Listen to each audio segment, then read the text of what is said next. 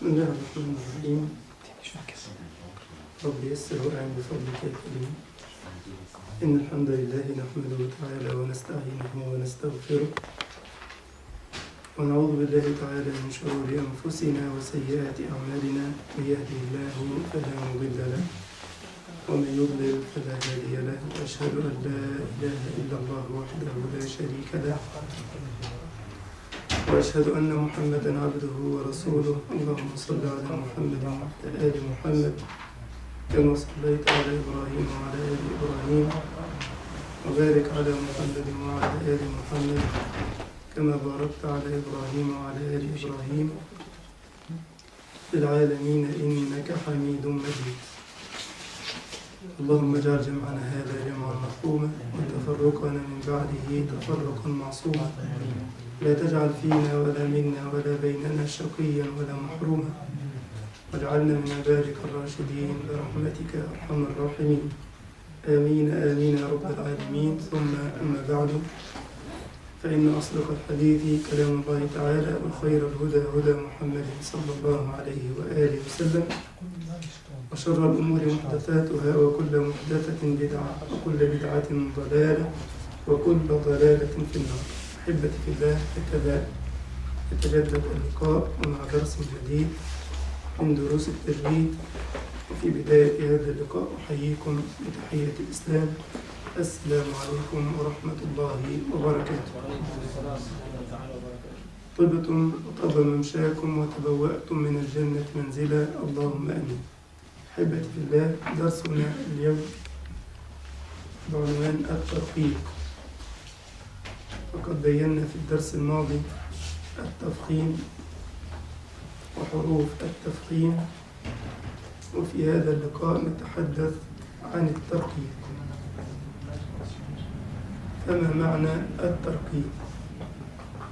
هو نقول يدخل على صوت الحرف عند نطقه فلا يمتلئ الفم بصداه. نقول يعني قلنا ترقيق، قلنا التفخيم غلظ يدخل على الحرف. نقيض الغلظ النحو يعني تخفيف وترقيق، بحيث أن الحرف عند النطق به لا يمتلئ الفم بصداه، وله باقي حروف الهجاء. أنا عندي حروف الهجاء 28 حرفا، والبعض يعدها 29 حرفا. خدنا منها 7 للتفخيم في خص ضغط قيض. بقية حروف الهجاء ترقيق إلا حروف 3: الألف واللام والراء. هذه الأحرف أحيانا تفخم وأحيانا ترقق. ماشي كده؟ يبقى مثلا لما هي مثلا حرف التاء، الحروف التفخيم ولا الترقيق؟ الترقيق، لأنه مش في 7 اللي هم حروف التفخيم، لما يخص ضغط قيض. كذلك حرف التاء من حروف الترقيق، فما ينفعش مثلا أنطق التاء على إنها طاء زي البعض ما بينطق في بعض اللهجات. يقول لك مثلا اهدنا الصراط المستقيم. ماشي، نقول طاء صح، هي طاء فعلا، فلهجتك خدمتك لأنك بتفخم كل الحروف. إنما التاء مش مفخم، التاء مرقق، يبقى تقول اهدنا الصراط، دي ماشي. إنما التانية المستا، مش المستا، مش المستقيم. المستا نين، هي المستا تاء، لأن التاء من حروف الترقيق، فلازم أقول تاء. 9 طاء، تاء اسمها تاء. المستا المستقيم. اهدنا الصراط، طاء، دي طاء مفخمة، من حروف التفخيم. اهدنا الصراط المستقيم. اهدنا الصراط المستقيم. ماشي كده؟ يبقى حرف التاء من حروف الترقيق. حرف الشين من حروف الترقيق. وعشان تقرأ الحرف مرقق حاول تقرأه وانت بتبتسم، تفتح شفايفك. فمثلا عندما تقول أعوذ بالله من شوف أنا مبتسم مش من الشاء. شاء إيه؟ شاء دي أغنية عند الجماعة بتوع الفساد يقول لك شاش الشاء، من اسمها شاء مش شاء. القط يا شيخنا، الفرنسية القط يقولوا له شاء. والله هو بيقول لك بالفرنسية القط يقول له شاء، مش كده؟ هو اسمها شاء. اهدنا أعوذ بالله من الشاء. اسمع، أعوذ بالله من من الشيطان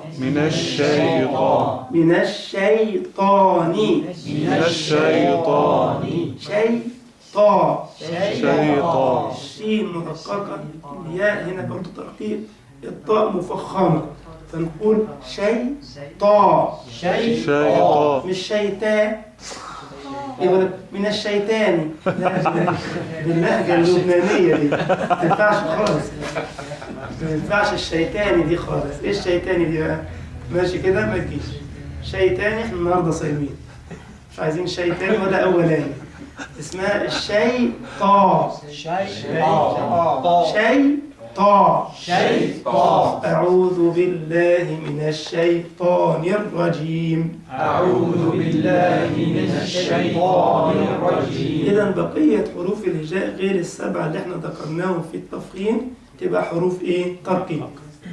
وبيسميها العلماء حروف استفال، يعني منخفضة شوية، إنما التانية كانت ايه؟ عالية. إنما دي استفال. التانية اسمها استعلاء، إنما دي اسمها استفال، يعني بننطقها ايه؟ بصوت ناحل. ماشي كده؟ إلا 3 حروف، الألف واللام والراء، أحيانا بتبقى مفخمة وأحيانا بتبقى مرققة. ماشي كده؟ تعالوا نشوف ال3 حروف دول وأحكامهم إيه. ناخد النهاردة مثلا حكم حرف الألف. طب الأول نكتب الكلام اللي ذكرناه، تعريف الترقيق، وبعد كده نخش على إيه؟ الحروف ال3 دي. الترقيق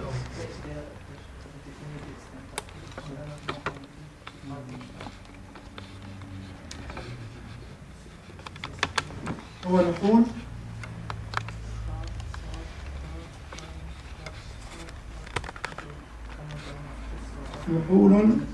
يدخل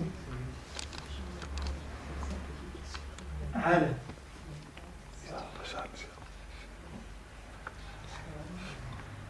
صوت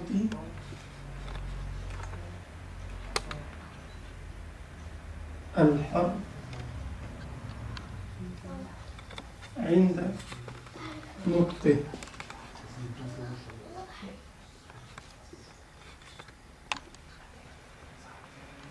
فلا يمتلئ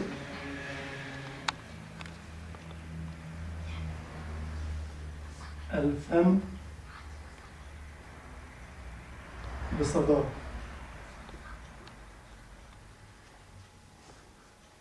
وله باقي حروف الهجاء.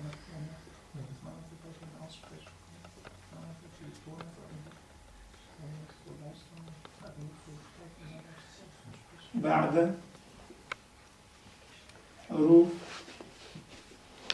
التفخيم، عشان نذكرك المجموعة في وسط ضغط بالقلب. يبقى هنخرج ال7 دول، يبقى بقية الحروف ترقيق، وتسمى حروفه حروف استفهام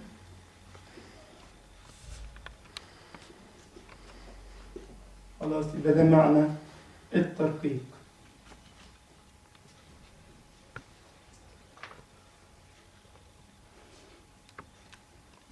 وباستثناء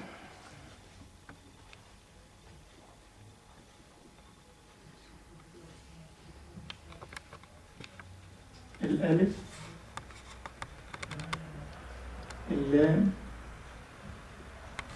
الراء، لأنها تفخم أحيانا وترقق أحيانا. ده التعريف. هنبدأ نتعرف بقى على حرف الألف والحالات التي يفخم فيها ويرقق فيها. أولا حرف الألف يتبع حكم ما قبله تفخيما وترقيقا. يعني الألف بيتبع اللي قبله، إذا كان قبله حرف مفخم يفخم، إذا جاء قبله حرف مرقق يرقق. ماشي كده؟ ماشي يا الأحسن؟ يبقى اللي قبليه مفخم نفخمه، اللي قبليه مرقق نرققه. شوف حتى القاعدة، المرء على دين خليله. إذا مشيت مع واحد كويس تبقى كويس، مش كويس يبقى مش كويس. أو الألف كمان يجي لله مفخم نفخمها، ماشي يا راجل مفخم حرف مفخم هتبقى مفخمة زي مرقق هترقق زي. فإن سبقه حرف مفخم تبعه تفخيما نحو. هناخد أمثلة، تعالوا نشوف كده. يبقى احنا ناخد الآن حرف الألف. حكم حرف الألف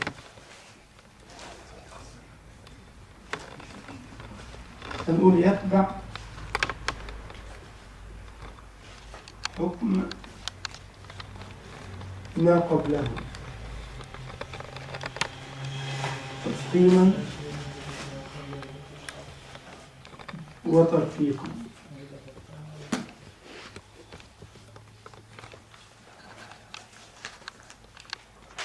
فإن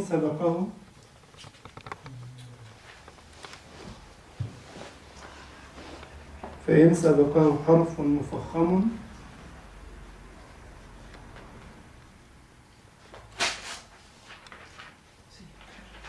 تبعه تفخيما.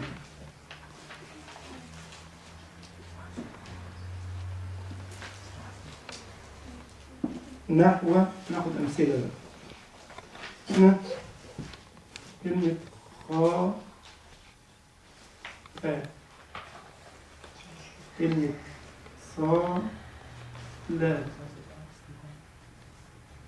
كلمة با قد،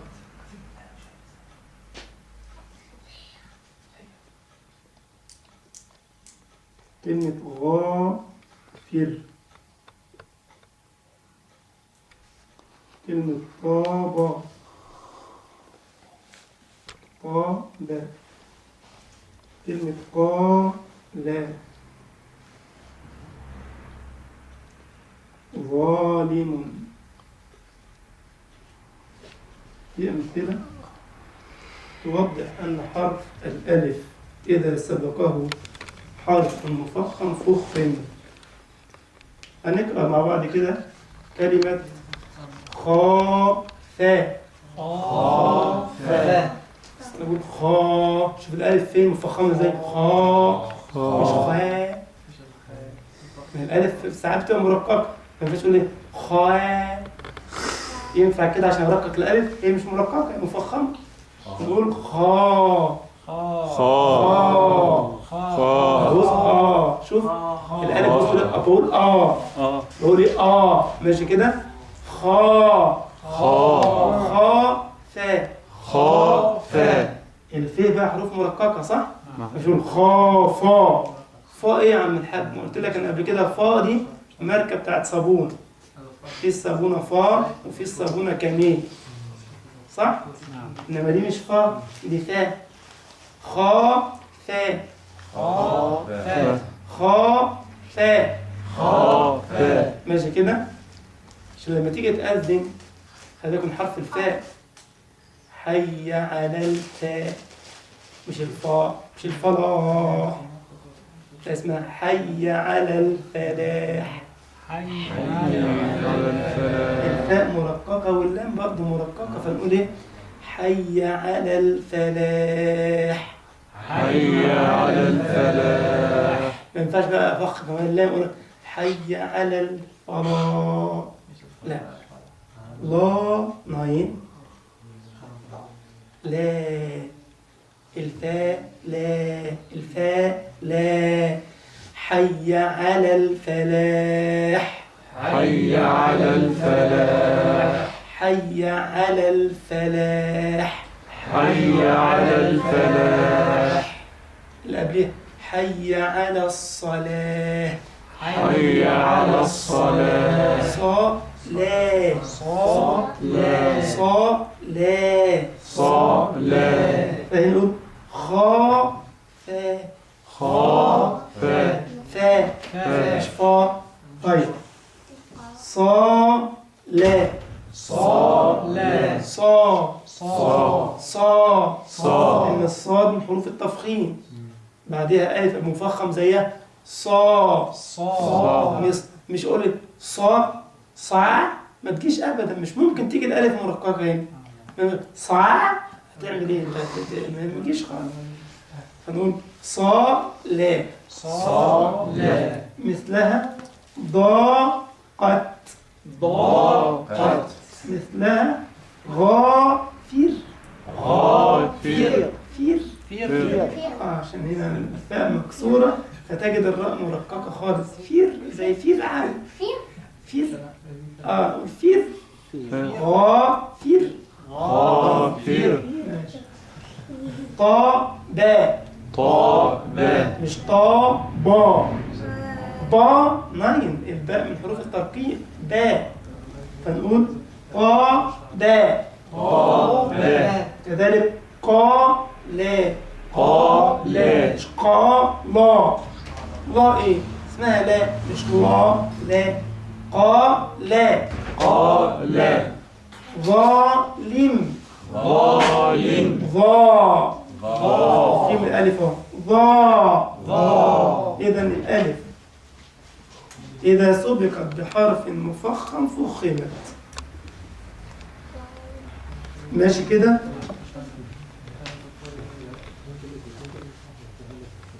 أو يجي أيضا مفخم في حالة وهو الراء، لما يسبقه راء يجي الألف برضو إيه؟ مفخم. ماشي كده؟ أهو نكتب الكلام ده. أو مفخم في حالة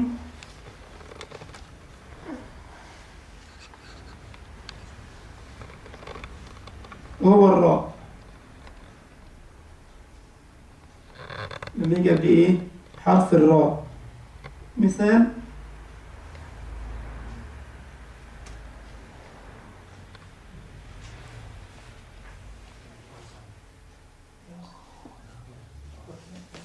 عندي كلمة رانا. رانا. رانا. رانا الراء هنا مفخمة فتحة راء، بعدها ألف، يبقى الألف يبقى مفخم. يبقى إيه؟ مفخم. ما ينفعش أقول إيه؟ رانا. رانا ناين. إيه رانا دي بقى؟ يقول لك كلا برانا على قلوبهم. رانا إيه يا عم الحاج؟ كلا برانا. كلا بل رانا رانا. رانا. هنرقق النون لكن هنفخم الراء والألف. را را. رانا. رانا. كذلك كلمة راكعا. راكعا. مش راكعا ناين. إيه راكعا دي؟ راكعا ناين. طبعا بخلاف اللي بيقرأ بورش، هتجد في ورش عندهم التركيك ده في حاجة تاني، دي قراءة أخرى بتتكلم عن حفص. فنقول راكعا راكعا را احنا فخمنا الألف لما سبقته إيه؟ الراء. إذا عندي قاعدة هي الألف إن سبقها حرف مفخم فخمت، وإن سبقه الراء فخمت. ماشي كده؟ يبقى دي حالات تفخيم الألف، لما يجي قبله حرف مفخم، أو يجي قبله إيه؟ حرف الراء، حرف الإيه؟ الراء. نشوف بقى إمتى بيرقق الألف في غير ذلك طبعا. قال وإن سبقه حرف مرقق تبعه ترقيقا، جاء قبله حرف مرقق يرقق مثله. هنكتب الكلام ده، احنا لسه مع حكم الإيه؟ الألف. ماشي؟ أهو وإن سبقه حرف مرقق تبعه ترقيقا، نحو، هنجيب أمثلة.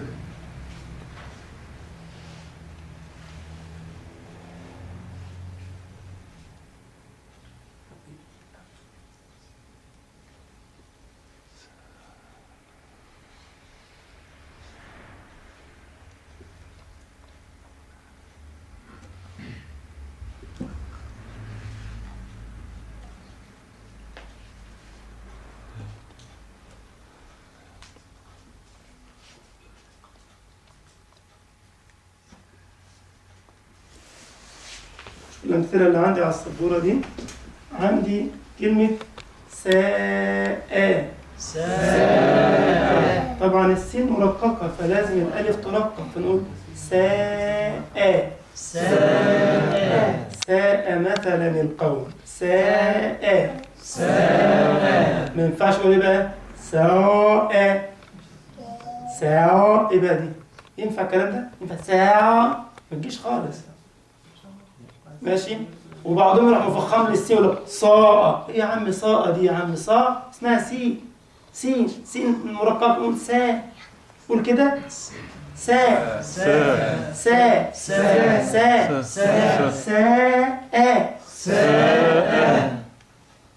تا با التاء من حروف الترقيق، يبقى الألف مرققة، وكذلك الباء من حروف الترقيق. تا با مش طا با.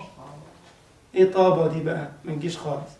ولا تيجي تا با، تا با كذلك عندي باطنه با مش با، مش باطنه فيه الرحمة وظاهره من قبل باطنه. ايه باطنه دي؟ با مش با. شوف الفرق بين با وبا. دي مفخمة ودي مرققة. با ايه؟ قول با في البيت انت حر. با يا با، زي بعد اللي قال لك يا با على با، يندى لأبيه يعني بابا اسمها بابا. بابا ماشي كده؟ نقول اسمها با مش با، خلاص كده؟ نقول اهو باطنه. نقول كمان دار